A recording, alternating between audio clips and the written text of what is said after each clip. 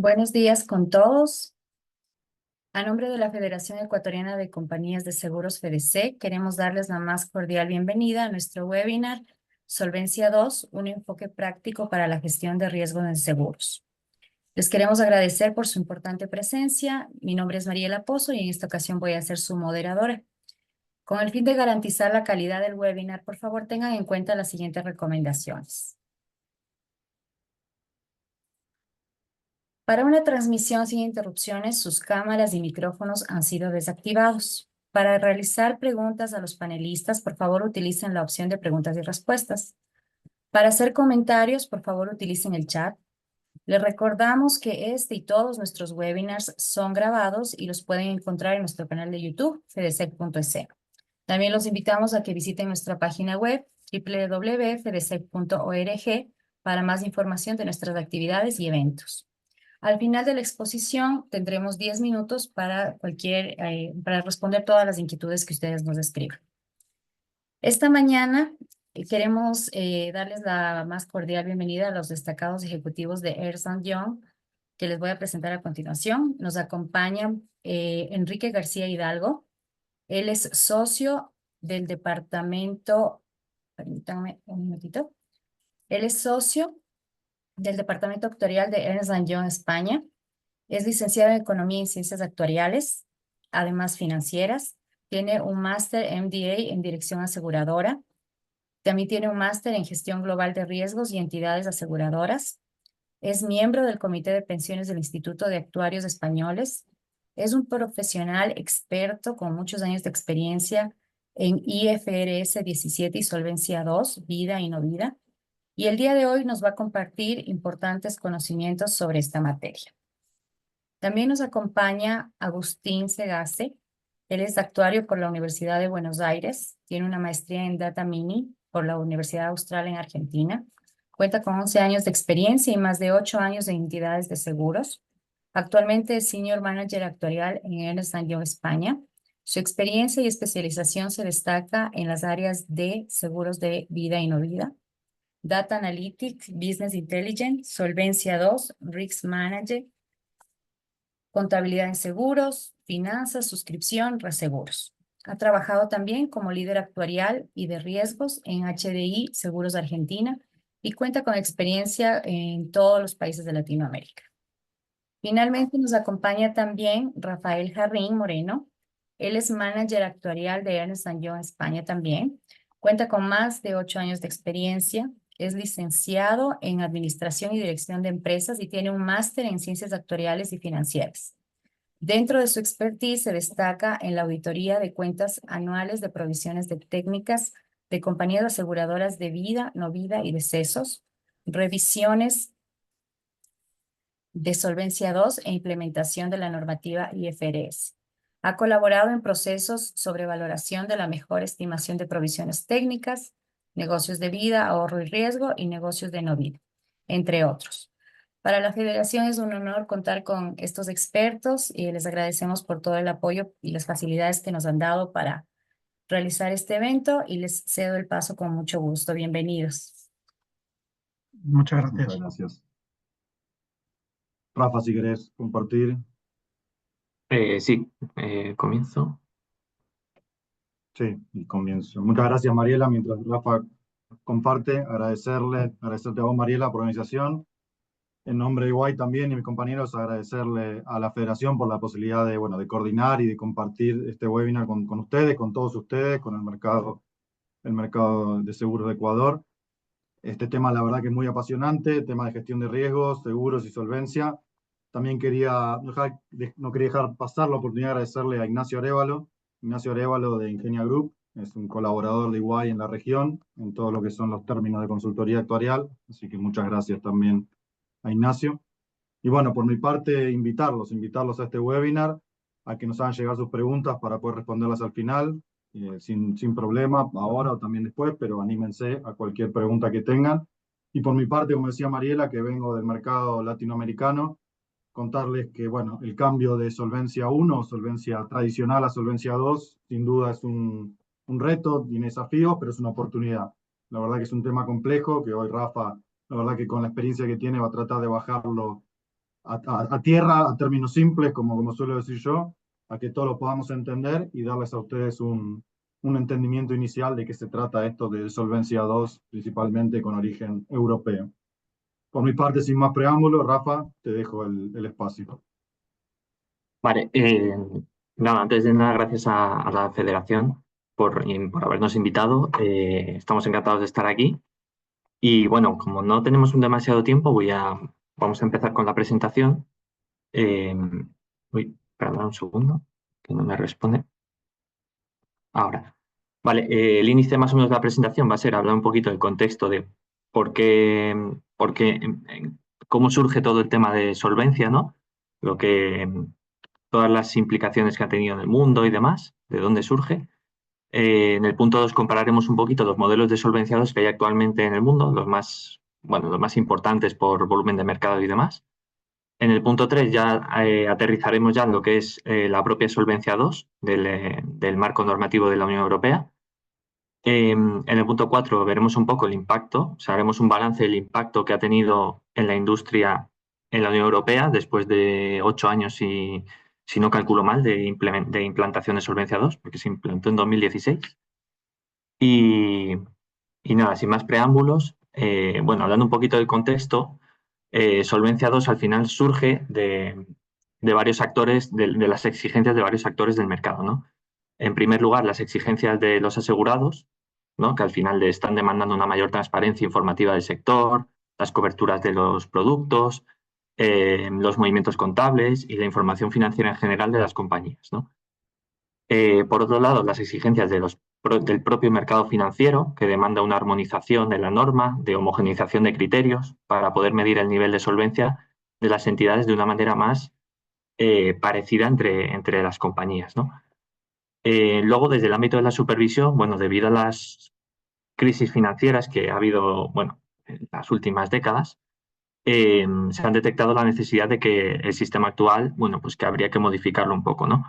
De manera que se permita adoptar medidas preventivas y un proceso continuo de análisis para poder valorar si las compañías pueden o no hacer frente a medio y largo plazo de sus obligaciones, ¿no? De seguros. Y luego, por último, una exigencia que viene de las propias entidades, porque también la mayor profesionalización del sector, pues está adquiriendo las personas que trabajan en él una creciente percepción de que es importante gestionar bien los riesgos, ¿no? Y medirlos de forma adecuada. Entonces, también las propias aseguradoras están demandando, ¿no? Al final, gestionar mejor los riesgos porque saben que al final todo eso se va a traducir en un mayor rendimiento y al final incluso en un mayor beneficio, ¿no? Para la propia entidad. Viendo un poquito los modelos de solvencia 2 que hay actualmente en el mercado, vamos a hacer una comparación de los tres, yo creo que de los tres más importantes que existen ahora mismo, ¿vale? Que serían el modelo de Solvencia 2, que es el de la Unión Europea, el modelo suizo, que es el Swiss Solvency Test, que es parecido a Solvencia 2, y el Risk-Based Capital, que sería el modelo de Estados Unidos, que tienen para solvencia, ¿vale? Entonces, en este cuadro vamos a presentar un poco las diferencias y similitudes entre cada uno de ellos. Entonces, en cuanto al enfoque, Solvencia 2 es un modelo que está basado en escenarios, ¿no? Principios y escenarios, un modelo estocástico que incorpora escenarios de riesgo que se van calculando, ¿vale? El modelo suizo, la idea es similar a la de Solvencia 2. Y en cambio, el modelo de Estados Unidos, pues ya es un modelo un poquito más simple que está basado en la aplicación de ratios y reglas, pero no incorpora análisis de escenarios, ¿no? De cosas posibles que puedan pasar. Las categorías de riesgo que incorporan cada uno de los modelos, en solvencia incorpora riesgo de mercado, riesgo técnico, el de crédito y el operacional. Y el catastrófico está incluido dentro de los riesgos del riesgo técnico de suscripción, tanto la parte de vida como de no vida, como de seguros de salud. Luego, en el modelo suizo, entraría el riesgo de mercado, el riesgo técnico y el de crédito. Y aquí vemos la primera diferencia, ¿vale? Que sería que carece de riesgo operacional, el riesgo operacional no está medido en este modelo, y el riesgo catastrófico se incluye como una serie de escenarios predefinidos, ¿vale? O sea, lo tiene en cuenta, pero de una forma diferente a Solvencia 2. Y el Risk-Based Capital serían los tres riesgos principales, ¿no? Mercado, técnico y crédito, Lo único es que no se incluye el riesgo catastrófico, lo cual también, bueno, pues ahora con todos los fenómenos atmosféricos y demás, y según la zona geográfica en la que estemos, pues bueno, tiene mucha importancia, ¿no? La diversificación entre los riesgos en Solvencia 2 se hace a través de matrices de correlación, ¿vale? O sea, no es una suma aritmética de la carga de capital de cada riesgo, sino que se va a correlacionar cada riesgo basándote en la idea de que todos los riesgos no van a pasar a la vez. En el modelo suizo, la agregación consiste en calcular la media ponderada de la distribución de probabilidad dada una situación normal, que sería el modelo estándar, y lo mismo, pero bajo situaciones especiales, que ya serían los escenarios. Y en el Risk-Based Capital de Estados Unidos se consideran los riesgos independientes, lo cual es otra gran crítica a este modelo porque no es una suposición muy cercana a la realidad. En cuanto a los requisitos de capital, Solvencia 2 al final te da dos niveles de capital, que sería el capital de solvencia obligatorio y el capital mínimo, te da dos targets a los que tienes que llegar. En el modelo suizo te da un nivel de capital, o sea, al final el modelo se calcula para tener un nivel y tú tienes que tener un capital superior a ese nivel que te ha dado. Y en el Risk-Based Capital, los requisitos se basan en un rango de niveles predeterminados que se establece por el supervisor, ¿vale? Existe un rango de niveles en el que te tienes que mover tú más o menos con el capital que tengas. En cuanto al enfoque en sí de solvencia, Solvencia 2 está basado en un modelo de 3 pilares, que serían el primer pilar, requisitos cuantitativos, el segundo serían requisitos del sistema de gobierno de la compañía, y el tercero serían requisitos de divulgación y transparencia, es decir, cómo voy a trasladar al mercado, cómo voy a publicar mi solvencia al mercado, ¿no? El modelo suizo solo serían dos pilares, que serían los requisitos cuantitativos y requisitos cualitativos, pero que tienen un enfoque mucho más flexible que en Solvencia 2. No incide tanto en el sistema de gobierno de las compañías. Y el Risk-Based Capital simplemente es un modelo que con solo un pilar cuantitativo, solo es para sacar el número de solvencia. No supone una revisión de los procesos o de la organización de la compañía. En cuanto al valor de los activos y pasivos, en Solvencia 2 se valora todo a valor de mercado o valor razonable, el modelo suizo también, y en el Risk-Based Capital no se realiza ningún supuesto, no está por escrito, ¿vale? Se utilizan criterios contables que, bueno, pueden coincidir o no con el valor de mercado, no en todos los casos coincidirá. Luego, en cuanto a la complejidad de la formulación, pues Solvencia 2 técnicamente es complejo, no vamos a decir que es fácil, es técnicamente complejo, pero esta complejidad también lo que te está permitiendo es medir de una forma más precisa el riesgo. En cambio, el modelo suizo también es técnicamente complejo, pero bueno, desde mi experiencia yo diría que es un punto por encima de complejidad que el modelo de Solvencia 2, por cómo se me están metiendo los escenarios y las fórmulas que hay detrás, básicamente. Y el Risk-Based Capital, bueno, pues es una fórmula bastante menos compleja. Y mucha de la información que se utiliza, de hecho, es información sectorial que ya está, que te la da el propio regulador. El horizonte temporal de cada uno de los modelos es a un año. El nivel de confianza varía en función de la medida de riesgo que se esté utilizando. Por ejemplo, el nivel de confianza en Solvencia 2 es un 99,5% porque se está utilizando el VaR. En el modelo suizo, aunque tenga un nivel de confianza menor, la medida de riesgo es un poco más restrictiva porque se está utilizando el tail value, ¿no? Y en el Risk-Based Capital, bueno, pues está en torno a un nivel de confianza del 99%, pero no se utiliza ninguna de estas medidas. Vale, entonces, de los tres modelos, ¿con cuál nos quedaríamos nosotros? Dada nuestra experiencia y lo que hemos visto, ¿no? Trabajando con modelos de solvencia. Con Solvencia 2. Y es por estos motivos. El primero, porque es un marco que aglutina tres pilares, la parte cuantitativa, parte del sistema de gobierno y parte de divulgación y de transparencia al mercado. Vale, no sé si se está viendo esto, no se debería. Vale. El motivo 2 sería transparencia y divulgación, que ligado inmediatamente con lo anterior es una característica que pocos sistemas de solvencia tienen, ¿no? O sea, publicar tu información al mercado es algo que pocos sistemas tienen, ¿no? Entonces, es algo que vemos muy positivo. Tercero, te va a permitir comparar porque en solvencia se está obteniendo una medida de solvencia, o sea, al final el objetivo es sacar un numerito que tú vas a poder comparar entre todas las compañías y vas a poder clasificar las que son más solventes de las que son menos. También es bastante flexible el modelo porque pese a que hay una fórmula estándar que está ya dictaminada en la normativa, ¿no? Está tasada.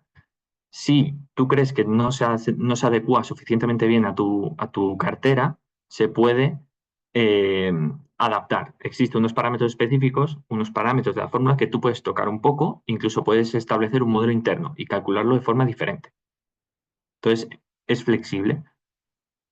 También otro punto positivo es que está en constante evolución, ya que en la Unión Europea siempre se está revisando periódicamente este modelo, entonces todas las actualizaciones que existen, bueno, pues se pueden coger, ¿no? Se pueden mirar en Europa qué se está haciendo y traerlas a donde quieras implementarlo, ¿no?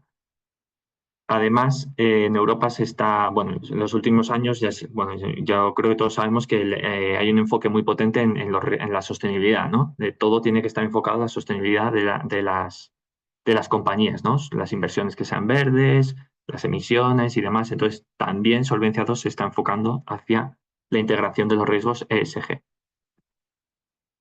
Y luego también es un marco muy robusto para el supervisor, porque de una manera rápida y fácil, pues tiene de un vistazo cómo se encuentra el mercado en la solvencia, ¿no? Entonces puede anticipar qué compañías pueden tener problemas en el futuro. Entonces, en nuestra opinión, el modelo que operativamente requiere un menor esfuerzo de aplicación y que recoge mucho mejor la medida del riesgo sería Solvencia. Vale. Los objetivos principales de Solvencia 2, como ya he comentado, va a ser, en primer lugar, evaluar de forma homogénea los riesgos por parte de todas las entidades aseguradoras. O sea, todas las entidades tienen que valorar el riesgo de suscripción de la misma manera, el riesgo de mercado de la misma manera. Y solo si consideran que su perfil de riesgo es diferente, podrán aplicar otra cosa, siempre y cuando el regulador y el supervisor estén de acuerdo. Entonces, el objetivo es medir el nivel de solvencia, como decía, a través de un ratio de solvencia, ¿no? Y comparar ese nivel entre las compañías. El ratio de solvencia se va a calcular como la división entre los fondos propios disponibles y el SCR. SCR es el capital de solvencia obligatorio, el target de capital que tienes que tener. Entonces, fondos propios, ¿qué son? Bueno, es la diferencia de base entre activo y pasivo, ¿vale? El SCR se calcula por defecto con fórmula estándar, calibrada y aprobada por el supervisor, que es la de la norma. Las formulitas todas están tasadas. Y a no ser que se aplique un modelo interno o se aplique en algún parámetro específico. Y para poder operar, pues el supervisor te exige que este ratio, lógicamente, sea superior al 100%, que los fondos propios sean mayor que tu requerimiento de capital. Entonces, el sistema de Solvencia 2 en la Unión Europea va a estar estructurado en 3 pilares, como decía antes. Va a ser el pilar 1, que aquí lo podemos ver más detalladamente, va a ser todo el tema de cuantitativo, volver a valorar tu balance, pero valorando el activo y el pasivo a valor de mercado. Vas a tener unas nuevas provisiones técnicas porque vas a tener que aplicar hipótesis de mercado. También vas a tener que calcular el SCR mediante la fórmula estándar o el modelo interno o lo que consideres. Y también clasificar tus fondos propios para poder cubrir ese SCR. El pilar 2, por otro lado, va a ser todo el sistema de gobierno. Desde Solvencia 2 se van a establecer una serie de funciones clave, va a establecer unas líneas de defensa y va a suponer una reestructuración en sí de lo que es el sistema de gobernanza de la compañía. Y además te va a exigir que con una periodicidad mínima anual hagas una autoevaluación interna de riesgos y solvencia. Que esto es, pues, intentar hacer pruebas de cómo variaría mi posición de solvencia ante estreses o en el plan de negocio o en cualquier magnitud que pueda afectar a la compañía. Y luego tendríamos el pilar 3, que es el de disciplina de mercado, que es la transparencia, ¿no? Que vas a tener que elaborar una serie de informes para publicar al mercado, para que cualquier persona interesada en la posición de solvencia de la compañía pues pueda acudir a él y verlo y sea transparente. Estos informes se llaman SFCR, RSR, luego los veremos con más detalle, ¿vale? Pero al final el pilar 3 es todo lo relacionado con la transparencia, tanto con el mercado en sí como stakeholders, asegurados, quien quiera ver información, como con el propio regulador supervisor. Vale, si nos vamos pilar a pilar, el 1, que sería la parte de valor económico de los activos y pasivos, vas a tener, esto va a consistir en que tu balance contable que tienes, lo tienes que pasar todo a valor de mercado. Y el valor de mercado, o fair value, es un enfoque basado en la transferencia, en market consistent, ¿no? Se va a calcular todo, valor de mercado o valor de transferencia o cancelación. Esto lo que quiere decir es el precio que estaría dispuesto a pagar una persona por asumir las obligaciones de la compañía, ¿vale? O que le tendríamos que pagar, depende del caso, ¿vale? O sea que todo tiene que estar basado en hipótesis realistas y, pues eso, en un enfoque de transferencia de la compañía, ¿no? Como si se fuera a vender lo que valdría. Entonces, los activos, valor de mercado, y el pasivo, valor de transferencia o cancelación. Y entonces, en las provisiones técnicas, se van a definir ahora como la BEL y el margen de riesgo, que bueno, a lo mejor a algunos de vosotros ya os suena. La BEL quiere decir mejor estimación de provisiones técnicas. Lo mejor, cuando se dice mejor, es porque va a ser lo que sucedería en media, ¿no? O sea, como digamos, el mejor de los casos. Sería un percentil 50 de mis provisiones técnicas. Y para ello se debe eliminar cualquier colchón de prudencia que se esté metiendo a las provisiones. O sea, las provisiones tienen que estar valoradas bien, pero eliminando la prudencia.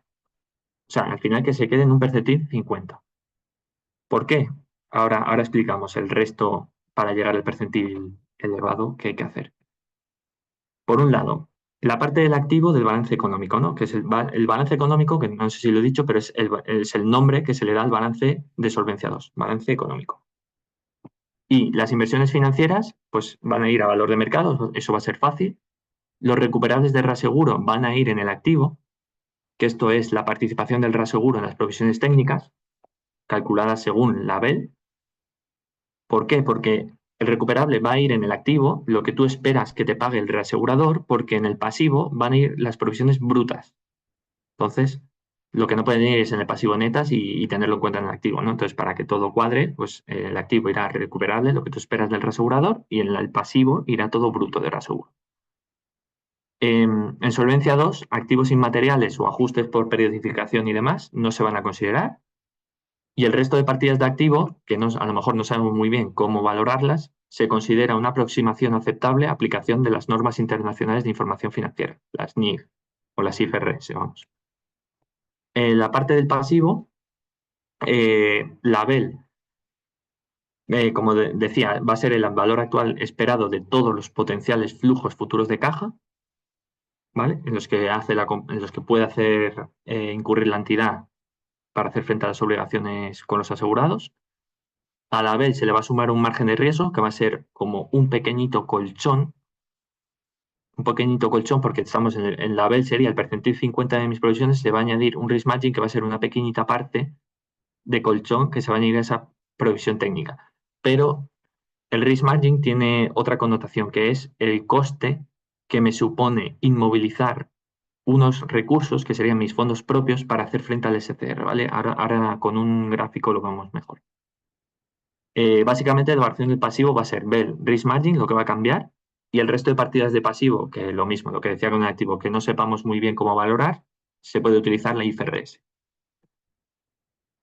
Luego, el SCR, que no entra, el SCR no está en el balance económico, esto está por fuera, ¿vale? Esto es el nivel de capital que te exige la norma, ¿no? Tener.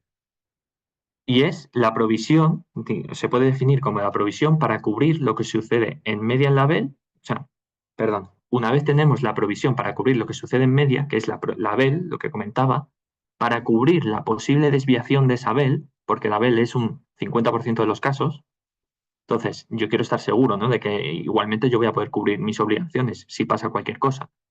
Entonces, para poder cubrir las posibles desviaciones de esa BEL, se tiene el SCR, que para esto es para lo que se calcula. Y en Solvencia II se calibran escenarios de shock a las distintas magnitudes de riesgo de suscripción, riesgo de mercado, todos los riesgos que afecten a la compañía, ¿vale? De forma que al modificarlas, o sea, al realizar esos escenarios de shock y calcular lo que perdería, estaríamos en un escenario equivalente a un VAR 99,5% en un horizonte temporal de un año. ¿Vale? Entonces, la pérdida que nos ocasiona cada escenario del SCR nos está indicando el capital que habría que tener la compañía en fondos propios para cubrirse de esos riesgos. ¿Vale? Y, bueno, aparte del SCR, como comentaba, existe un nivel inferior que sería el MCR, ¿vale? Que es un nivel minimísimo de capital por el cual, si estás por debajo, no puedes operar directamente en el mercado. En este gráfico sería el mejor, ¿vale? La BEL tendríamos el percentil 50 y entonces todo el resto para poder hacer frente a tus riesgos, a tus desviaciones, va a ser el SCR, hasta llegar a un 99,5%. Que esto es una probabilidad, o sea, esto es lo equivalente a una probabilidad de ruina cada 200 años. ¿Vale? Entonces, este sería el valor esperado, la BEL, y para todas las posibles desviaciones de esa BEL quedarán cubiertas con el SCR. En este gráfico se puede ver un poco mejor el pequeñito colchón que os decía de que es el margen de riesgo, que lo que indica es el coste de inmovilizar los recursos, la parte blanca de SCR, el coste de tenerlo inmovilizado, que es un 6%. ¿Vale? El coste de tener todo esto inmovilizado para cubrir SCR es el risk margin. Y ahora mismo es un 6% en Europa, aunque lo van a cambiar a un 4% en 2026, pero bueno, ahora mismo es un 6%. Entonces, la última pata que nos quedaría sería el capital de los fondos propios, porque los fondos propios es lo que van a tener que cubrir el SCR, ¿no? En este gráfico lo podemos ver bien, que al final yo tengo que tener unos fondos propios para poder cubrir todo mi capital de solvencia obligatorio. Y lo que exceda, bueno, pues será excedente de fondos propios, que son fondos propios libres, ¿vale? Pero ¿qué pasa? Que en los fondos propios no vale cualquier cosa. Existen diferentes niveles de fondos propios. Se van a clasificar en 3 niveles, como podemos ver aquí. Y la norma te establece que se considera un nivel 1, la calidad de nivel 1, calidad de nivel 2 y calidad de nivel 3. Y esto se evalúa en función de la capacidad de absorber pérdidas de esos fondos propios. Y la norma te dice que, por ejemplo, como mínimo, 1/3 del total de mis fondos propios tienen que ser de nivel 1 para cubrir el SCR. ¿Vale? O sea, tú no puedes cubrir todo tu SCR con fondos propios de nivel 3, de la peor clase. Tienes que tener mínimo 1/3 de nivel 1. ¿Vale? Entonces existen pues, estas reglas que están marcadas en este gráfico. Por ejemplo, el MCR no se puede cubrir en ningún momento con fondos propios de nivel 3. ¿Vale? Nada, simplemente son las reglas que están dadas en la normativa.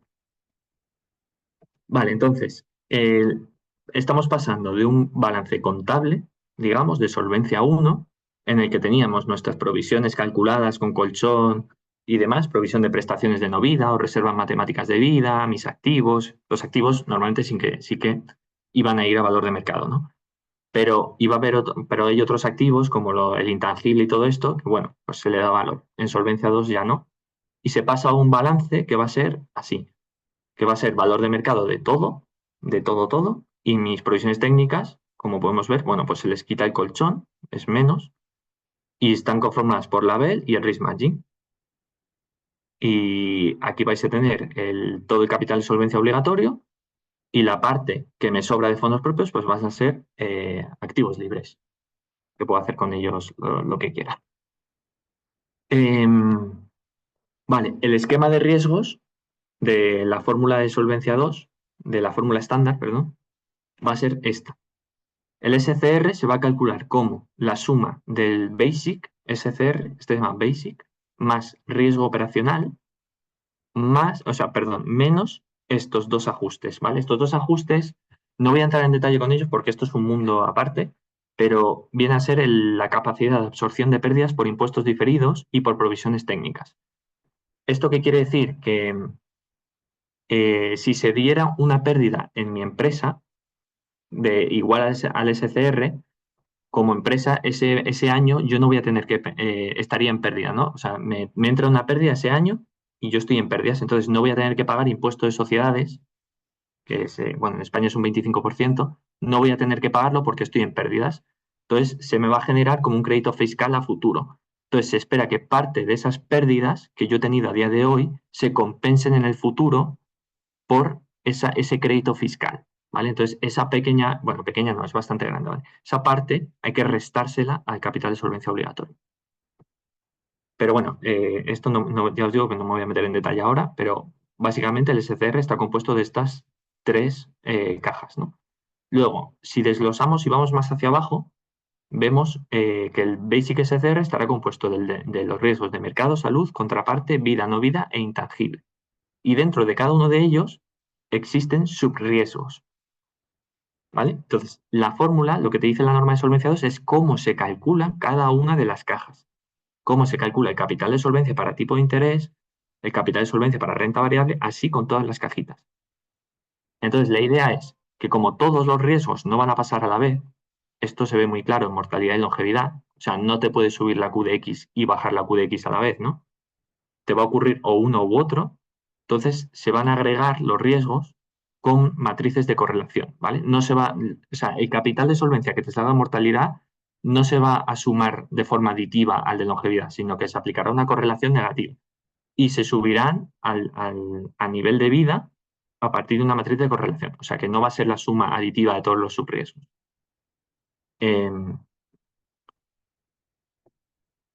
Para que se vea un poco mejor la idea, espera, esto me la salto ahora, ¿vale? Aquí hay un ejemplo en el que tenemos todos los capitales de solvencia de las cajas amarillas, ¿vale? Mercado, vida, tal. Y se puede ver cómo se calcula el BSCR, ¿no? La cajita esta que hablaba aquí negra, se calcula aplicando esta matriz de correlación, ¿vale? Todo esto está puesto en la normativa, ¿vale? Todo esto está tasado, es lo que le llaman la fórmula estándar. Entonces, haciendo esta formulita, pues tienes que el BSCR va a ser 3.500. Pero si yo hubiera sumado todos mis riesgos de forma aditiva, tendríamos que son 5.000. Entonces, esto no está bien, porque la idea es que todo no va a ocurrir a la vez. Entonces, se va a correlacionar con estas correlaciones de -1 a 1 y va a quedar un capital de solvencia menor, ¿vale? Y la idea principal que quiero que quede clara es que no todos los riesgos pueden suceder a la vez. Que es esta slide, ¿no? Y si cambian los tipos de interés, y si cae la bolsa, y si cae el mercado inmobiliario, y si varían los tipos de cambio, todo esto no pasa a la vez. Aunque podría pasar, a lo mejor en mercado se ve menos claro, ¿vale? Pero es lo que os digo, en la parte de mortalidad y longevidad se ve clarísimo. Vale, y luego, una vez, eso era todo el pilar 1, ¿vale? Que era el balance económico, cálculo SCR, cálculo de mis fondos propios. Ahora pasaríamos al pilar 2, ¿vale? Que sería el sistema de gobernanza de la compañía. Entonces, Solvencia 2 implica cambios en los procesos y la cultura organizacional. No solo hay que calcular cosas, no solo son fórmulas, también hay que cambiar cómo se organiza la empresa. Y se van a introducir dentro de este nuevo sistema funciones clave que les llaman críticas e importantes, ¿vale? Que van a ser 4. Función de gestión de riesgos, la función actuarial, la función de auditoría interna y la función de verificación del cumplimiento. Y todo esto tiene que estar a su vez, o sea, se tiene que emplear a su vez un sistema eficaz de control interno. ¿Vale? El control interno tienen que ser procedimientos administrativos y contables que sean adecuados para la empresa, vamos, que todos los pasos, vamos, que exista un control para asegurarme que los procesos sacan las cosas como tienen que salir, ¿vale? Entonces, aparte de estas funciones clave, los responsables van a tener que cumplir una serie de requerimientos que son de fit and proper y honorabilidad, ¿vale? Se introducen estos conceptos, es decir, el responsable de cada una de las funciones pues tiene que demostrar que tiene conocimientos suficientes y que no haya cometido delitos de cualquier índole, ¿no? Entonces tienen que ser personas honorables las que estén a cargo de estas funciones. Vale, entonces lo que también quiero transmitir es que aunque se definan estas funciones nuevas, esto no quita para que la empresa decida libremente la manera de organizar la función en la práctica. O sea, Solvencia 2 solamente te está estableciendo que, oye, tienes que organizarte así, pero tú eliges el cómo, ¿vale?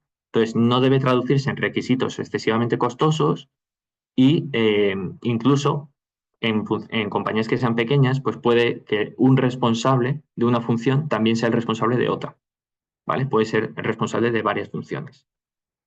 Excepto la función de auditoría interna. La función de auditoría interna, que se está aquí, pues es la única que no puede desempeñar otras funciones. Tiene que ser completamente independiente.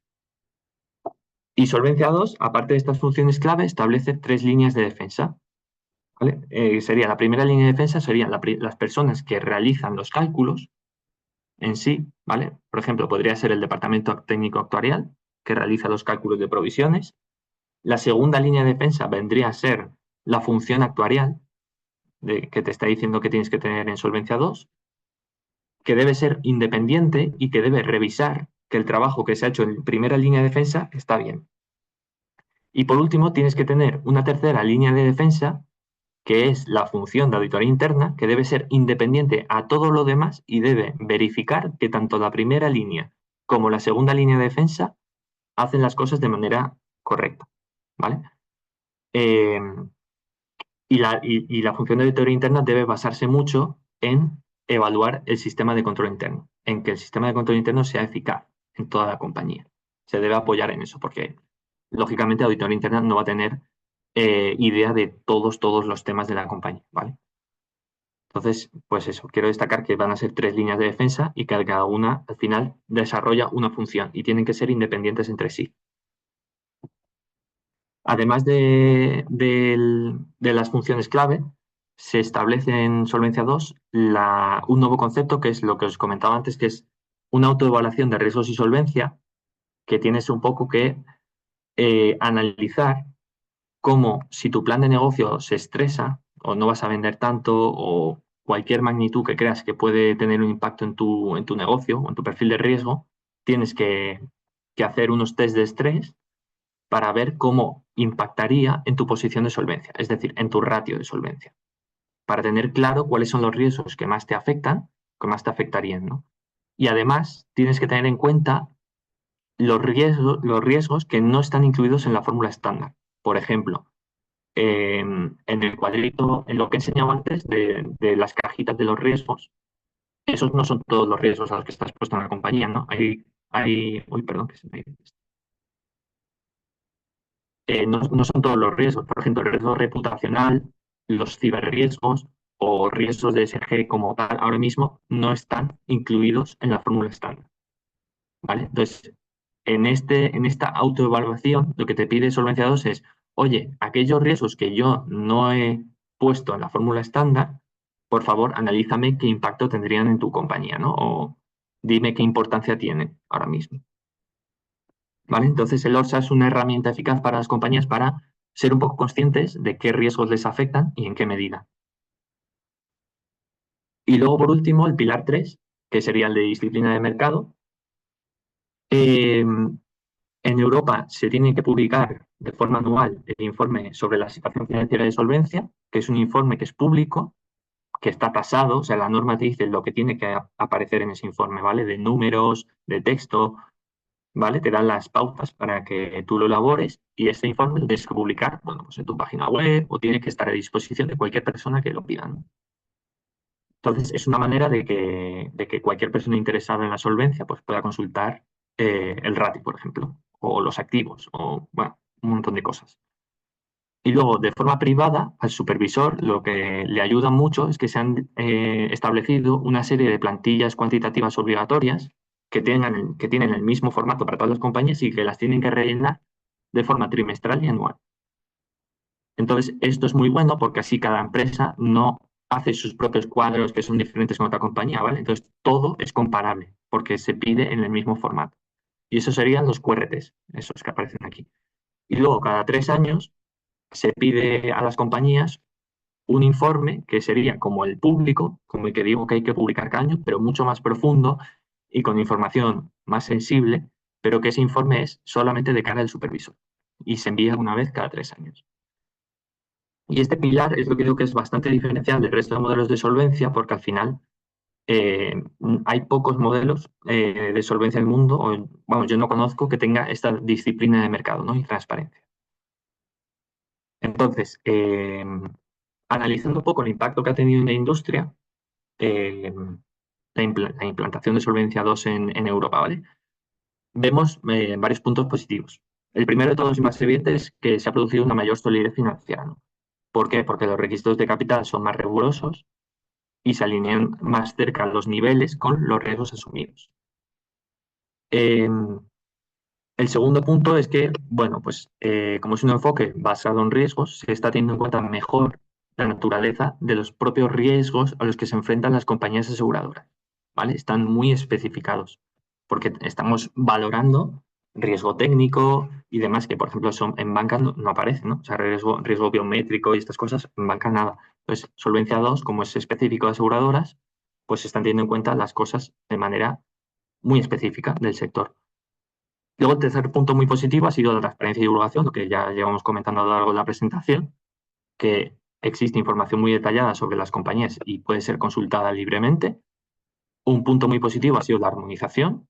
Se están evitando distorsiones en el mercado a la hora de presentar información financiera, porque todas las compañías tienen que calcularlo bajo los mismos parámetros. Y luego también se ha producido una mejora en la gestión de riesgos, ¿no? ¿Por qué? Porque a la hora de implementar todo esto,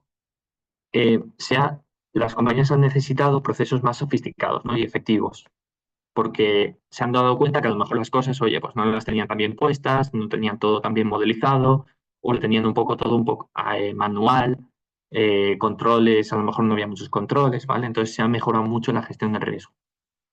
Luego, en la protección del asegurado, por supuesto, porque estamos garantizando a los asegurados que las compañías tengan suficiente solvencia, suficiente dinero para hacer frente a los compromisos y encima se puede prever si en el futuro las compañías van a tener problemas o no. Relacionado con lo de antes, la innovación y eficiencia, todo esto ha servido para que las compañías mejoren sus procesos operativos y hayan buscado formas innovadoras de cumplir con los requisitos que te dice la norma. Y además, otro punto positivo es que ha proporcionado a Solvencia II un marco que ha permitido a las aseguradoras ajustarse a cambios en el entorno de una manera más rápida. Y esto me refiero a, por ejemplo, la entrada en vigor de IFRS 17, de la normativa internacional de seguros. Como hay muchos de los elementos de Solvencia II que se asemejan mucho a la IFRS 17, pues les ha servido para tener ya toda esa parte hecha, ¿no? Toda tu valoración de mercado ya la tenías hecha. Entonces, te permite adaptarte más rápido. Entonces, en general, el resultado de Solvencia II ha sido un resultado muy positivo. Se ha fortalecido el sistema financiero, se ha mejorado la supervisión y se ha mejorado la protección del consumidor. No obstante, claro, la Solvencia II, al final, todo lo que ha sido la implementación en las compañías aseguradoras de Europa, pues ha conllevado muchos retos, ¿no? Por un lado, por mencionar algunos de ellos, la complejidad normativa, porque es un marco regulatorio mucho más complejo, mucho más detallado, incluye un gran número de cálculos, requerimientos que necesitan ser procesados y validados. Entonces, conlleva una complejidad bueno, que no estamos acostumbrados, ¿no? A lo mejor ya las compañías lo tenían todo hecho y ya no estaban acostumbradas a esa complejidad. Luego, por otro lado, los cambios en la gestión de riesgo, ya que ahora es un enfoque más integral de la gestión. Esto me refiero a implementación de software más avanzados, creación de nuevas políticas internas de la compañía. Se debe realizar una mejor distinción entre tareas de los departamentos. Entonces, también supone muchos cambios, ¿no? En la propia gestión. Y a continuación de esto sería cómo gestionar el cambio organizacional, porque, claro, al final las compañías deben ser conscientes de todo el cambio organizacional que esto supone, ¿no? Y la cúpula directiva de la compañía debe ser consciente y debe tratar de transmitir a los empleados la importancia que tiene todo esto, ¿no? Del nuevo sistema de funciones clave, las líneas de defensa y demás. Luego, por otro lado, la modelización. La modelización es otro punto muy importante que ha costado porque las compañías no tenían tan bien modelizados sus productos, no los tenían calculadas las provisiones con ciertas hipótesis, ¿vale? No calculaban a lo mejor hipótesis de caídas. Entonces, pues toda la modelización nueva que ha supuesto de la BEL, del margen de riesgo, todo lo nuevo del SCR, pues también ha requerido bastante tiempo de entendimiento y de procesar. Luego, el data quality, esto ha sido uno de los puntos clave y bueno, que a día de hoy sigue totalmente vigente porque a día de hoy nos seguimos encontrando problemas siempre de esto, es que las compañías tienen procesos muy manuales, que no tienen todo automatizado. Entonces, tienen procesos muy rudimentarios, mucho Excel, mucho control visual, pero no controles automáticos y que el proceso sea limpio para que pues, los datos que recibes pues, no estén libres de errores, ¿vale? Entonces, eso es algo que todavía a día de hoy nos encontramos. La tecnología y los procesos, pues de acuerdo con eso, con lo anterior, al final vas a tener que, es posible que tengas que comprar nuevas licencias de software, que tengas que, bueno, que implementar, de renovar tus sistemas tradicionales, ¿no? De cálculo, adquirir soluciones tecnológicas avanzadas, ¿no? Para cubrir, a lo mejor ya las cosas ya no te sirve que lo calcules en Excel, ¿no? Y tienes que calcularlas en, no sé, en otro sistema, en Prophet, por ejemplo, ¿vale? En la parte de vida. O, bueno, incluso en Novida, utilizar cualquier software, ¿vale? Que hay en el mercado. También los costes asociados a todo esto, que se estima que pueden ser entre un 0,3 o un 0,5% de las primas anuales de una compañía de seguros, o sea, es un coste significativamente alto, la verdad, todo el tema de la implementación. Y luego, cuando es una compañía que opera en varios mercados, pues coordinarlo todo esto de forma internacional para que poner de acuerdo y todas las patas de la compañía, bueno, pues es otro punto que nos hemos encontrado como un gran reto a afrontar.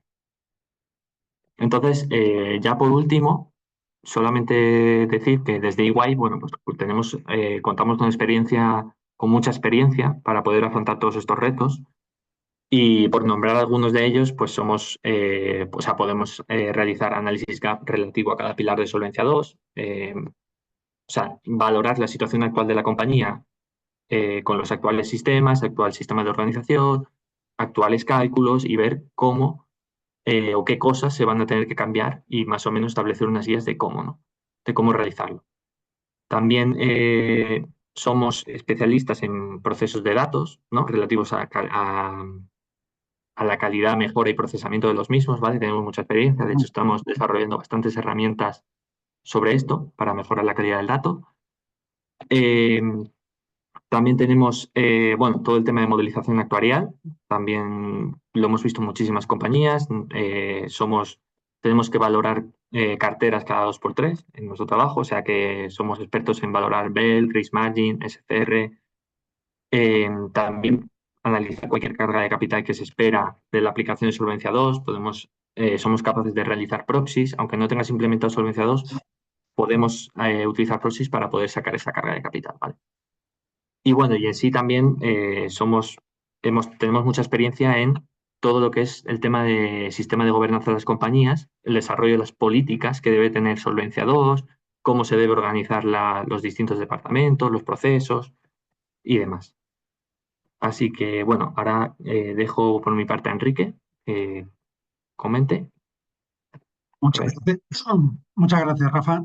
Bueno, muchas gracias a todos y bueno, agradecer el haber sido invitado a esta reunión.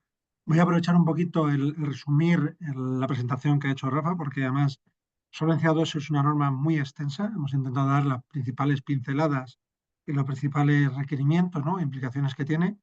Y voy a intentar ir resolviendo más las cuestiones que habéis planteado en el chat, ¿no? Porque además creo que enlaza muy bien.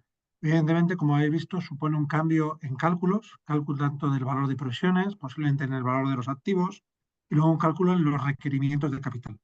Supone haber cambiado procesos en las entidades, hay también nuevas funciones que se tienen que asumir por diferentes personas y supone también una mejora en la eficiencia, en el control interno y en la calidad del dato, ¿vale? Todo eso, pues evidentemente ha llevado a incrementar el número de personas que trabajen en estos procesos. No hay una medida exacta porque cambia mucho en función de la entidad, la complejidad, los ramos en los que operen. Pero en todos los casos ha supuesto, sobre todo en el proceso de implementación, más personas. Luego posiblemente en el business as usual, pues a lo mejor has tenido que incorporar una, dos, tres, un 10, un 20%, un poco en función del el perfil, ¿no? Supongamos una entidad que a lo mejor solo opera en el ramo de autos, que tenía 2 o 3 actores trabajando, alguien en finanzas y alguien en reporte, pues posiblemente has tenido que incorporar pues 2, 3 personas más para poder asumir algunas funciones, separar la parte de función interna, dar cumplimiento del reporte. Pero al final seguramente tendrás alrededor de un 20% fácilmente de incremento de personal o incluso un 30%. ¿Qué ocurre? Que en algunos casos, en entidades pequeñas en las cuales además algunas de estas funciones solo se van a ocupar puntualmente de tareas a lo largo del ejercicio, pues han terminado exteriorizando alguna de estas funciones. ¿Por qué? Porque no se realizan tareas durante el año o no tienen ocupación durante todo el año y por lo tanto es más eficiente la externalización de algunas tareas en empresas que le prestan estos servicios para disminuir ese coste fijo. ¿Vale? Aquí también cambia un poquito. Evidentemente, eso es en un business as usual. El proceso de implementación, complejo. ¿Vale? Complejo, pero porque las compañías tenéis que seguir trabajando en lo que es vuestro negocio. No olvidemos que al final el negocio es la emisión de pólizas de seguros y la gestión de riesgos asociados a esas pólizas. ¿Vale? Y todo proceso de implementación, ya sea solvencia, IFRS o cualquier otra norma, es un proceso que tiene una carga de trabajo, ¿no? Durante esa parte. Entonces, en ese momento, ¿por qué suelen contar las compañías con soporte externo? Por varios motivos. Uno, el conocimiento, pero sobre todo por ese exceso de carga de trabajo en el momento puntual. Y ahora hablaremos del tiempo puntual. Perfiles. Evidentemente aquí hace falta gente, actuarios, para temas de cálculos. Hace falta gente de sistemas. O sea, las compañías casi todas han mejorado los sistemas o los software que tenían. Hace falta gente de procesos y hace falta gente con conocimiento sobre calidad del dato, ¿vale? Porque al final está relacionado. Atando un poco con la experiencia y cuánto lleva implementarlo, pues hombre, al final, yo diría, siempre habrá excepciones y casos, ¿no? Pero entre 1 y 3 años, dependiendo la complejidad, y estoy hablando a lo mejor de grupos muy complejos o con cálculos, pues a ir a 3 años, entidades más pequeñas a lo mejor 1 año. Hablo implementar para sacar unos resultados. Nosotros en Europa, Solvencia lleva pues eso 8 años funcionando y a pesar de eso las compañías todavía siguen mejorando procesos. Ahora bien, lo que ha sido implementar o tener resultados y ser capaces de reportar, pues yo creo que entre 1 y 3 dependiendo el tamaño. Incluso la propia normativa cuando salió en Europa, para el reporte anual público estableció diferentes plazos. Unos plazos que se fueron disminuyendo desde las 30 y tantas semanas, si no recuerdo mal, hasta las 16 semanas ahora desde el cierre del ejercicio. ¿Por qué? Porque asumía que las entidades iban a necesitar un periodo, incluso ya estando teóricamente adaptadas, para ir mejorando procesos. ¿Vale? Yo creo que ¿qué es antes, IFRS o solvencia? Cualquiera de los dos, quizás porque nosotros hemos tenido solvencia antes, quizás mejor solvencia y después IFRS. ¿Por qué quizás este razonamiento? Y esto es una cuestión totalmente personal. Es verdad que toda la parte del best estimate que hablaba Rafael, de estimar la mejor estimación de las provisiones de esos flujos, va a ser utilizable en IFRS. La ventaja de solvencia frente a IFRS y el poder trabajar esta implementación es que solvencia al final es un cálculo de riesgo que realizas en unas épocas del año determinadas, que no hay una P&L, ¿vale? No hay una P&L, no hay una cuenta de resultados sobre ella, y que al final puedes alargar algo los plazos. Mi experiencia cuando hemos implementado IFRS 17 es que al final tienes que lograr una eficiencia en un proceso que se tiene que producir en muy pocos días desde el cierre del ejercicio. En cambio, solvencia, a día de hoy, el reporte anual que tú cierras a 31 de diciembre, hasta el 8 de abril, si no me confundo ahora mismo en Europa, bueno, primeros días de abril, no hay que reportar públicamente. Por lo tanto, tienen mucho más tiempo. Pero no nos imaginamos a día de hoy que una compañía que cierra el 31 de diciembre tarde 3 meses y una semana en cerrar sus estados financieros. Entonces, posiblemente, quizás, pues la experiencia de implementar Solvencia 2 podría facilitar luego la implementación de IFRS 7. Pero sí sería bueno que cualquiera de los procesos que se hiciese pensando en el otro, para eficientar los procesos, eficientar las personas e eficientar el software. Y atando un poco también con nuevas tecnologías o nuevos procesos, la IA, por supuesto, que puede ayudar en los procesos. Pero de solvencia, de IFRS o de cualquiera. Desde la parte de calidad del dato o la parte de estimación. Incluso luego, a la hora de ayudar en el reporte y ayudar a interpretar esos datos, también es fundamental. Muchas veces hay muchos cálculos. Si un director financiero, un director de riesgos, es capaz de interactuar con lenguaje natural sobre los datos que se obtienen y obtener resultados, va a ser mucho más sencillo interpretar y va a ser mucho más sencillo dar respuesta. Porque al final conocer todos los software que hay en el mercado es mucho más complicado. Entonces, yo creo que es un proceso que es bueno empezar a plantearse. Esto es como con IFRS. Yo he vivido más avanzada mi carrera profesional IFRS que Solvencia 2. ¿vale? Aunque he vivido los dos. En la parte de IFRS, si las compañías que han tardado más en ponerse, sabiendo que iban a tener que hacerlo, han sufrido más. Al final aquí se trata de saber cuánto vas a sufrir, cuánto estás dispuesto a sufrir, porque al final, si se decide implementar, vas a tener que acometerlo. Empiezas a evaluar cómo tienes la calidad de datos, cómo tienes tus personas formadas para entender y para elaborar los procesos, cómo estás preparado de cara a un cambio tecnológico, de cara a ser capaz de reportar, de cara a que los datos que utilices vas a utilizarlos de forma diferente y van a tener calidad suficiente. Si eso haces un análisis previo y estableces un plan de acción o un plan director en el cual vas a ir a acometerlo, posiblemente llegues sufriendo menos a cumplir que si no haces esas medidas antes. Todo el mundo ha terminado cumpliendo, algunos muy en la bocina y la verdad que con grandes sufrimientos y otros han anticipado. Mi experiencia también me dice que bueno, y yo creo que todos tendremos esto en la cabeza, cualquier plan que tenemos al principio siempre se ve modificado y habitualmente alargado. Pocas veces conozco un proyecto de esta envergadura en la cual se haya estimado un tiempo y se haya tardado menos. Por lo tanto, anticipar los problemas creo que es bueno. Y al final, solvencia sí que ayuda a ayuda mejor a conocer tus riesgos, ayuda a afrontarlo mejor, compara y ayuda a proteger a los asegurados. Y eso al final también da fortaleza al sistema financiero. Y es algo que el supervisor y regulador, en España que tenemos la misma figura, supervisor y regulador están dentro del mismo órgano, ¿vale? Al final también es algo que busca un supervisor y un regulador, porque al final es el objetivo último. Y recordemos que al final el sector asegurador es una pieza clave en la raíz o estructura de la economía de cualquier país. Sin un sector financiero fuerte y sin un sector asegurador fuerte, una economía de un país no se desarrolla adecuadamente. Los países más desarrollados, y más que España también, en Europa, tienen un sector asegurador muy fuerte, ¿no? Entonces yo creo que eso también es fundamental.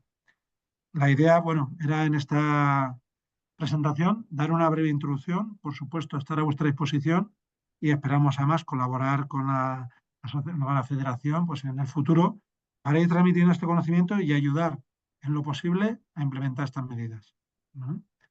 Las principales compañías, antes de que estuviese Solvencia II, ya utilizaban medidas basadas en riesgos parecidas a Solvencia II, ¿no? Entonces yo creo que eso también es una medida importante de una buena práctica, ¿no? Yo creo que eso es fundamental.